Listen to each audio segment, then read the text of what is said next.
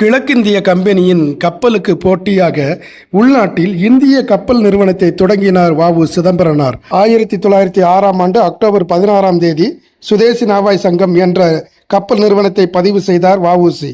ஆரம்ப காலகட்டத்தில் கொழும்பில் உள்ள சலோம் லைன்ஸ், மும்பையில் உள்ள எசாசி தாதாபாய் ஆகிய நிறுவனத்திலிடமிருந்து கப்பல்களை வாடகைக்கு எடுத்து பயன்படுத்தினார். ஆங்கில அரசு ஒப்பந்தத்தை ரத்து செய்ததோடு அரசியல் ரீதியாக நெருக்கடி கொடுத்தது. இதனால் வாடகைக்கு கப்பல்களை பயன்படுத்துவதை தவிர்த்துவிட்டு பிரான்சின் தயாரிப்பான SS காலியா, SS லாவோ ஆகிய கப்பல்களை விலைக்கு வாங்க முடிவு செய்தார் வ.உ. சிதம்பரனார். கிழக்கிந்திய கம்பெனிக்கு எதிராக இவர் எடுத்த முன்னெடுப்புக்கு மக்கள் ஆதரவு பெருகியது. பாண்டித்துரை தேவர் உள்ளிட்ட பலரும் கப்பல் வாங்குவதற்கும் பதிவு செய்வதற்கும் நிதியுதவி அளித்தனர். ஆங்கில அரசின் பல்வேறு இன்னல்களை தாண்டி 1907 மே மாதம் தன்னுடைய முதல் பயணத்தை கொழும்புக்கு தொடங்கியது SS காலியா. சுதேசியாகவும் சுயமரியாதைக்காகவும் வ.உ. சிதம்பரனார் அவர்களால் தொடங்கி வைக்கப்பட்ட காலியா என்ற நீராவி கப்பல் மீது விலைப்போரை தொடுத்தது ஆங்கில அரசு.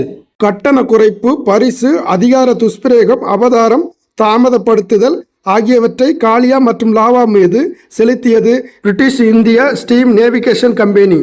இது மட்டுமல்ல, காலியா கப்பலின் மீது ஆங்கிலேயர் கப்பல்கள் திட்டமிட்டு வேண்டுமென்றே மோத முயற்சி செய்தது.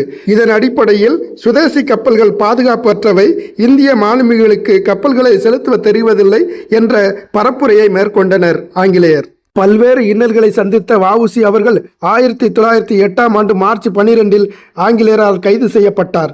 அதன் பின்பு சுதேசி நாவாய் சங்கத்தை நிர்வகிக்க ஆள் இல்லாமல் காலியா, லாவா ஆகிய கப்பல்கள் ஆங்கிலேயரிடமே விற்கப்பட்டன.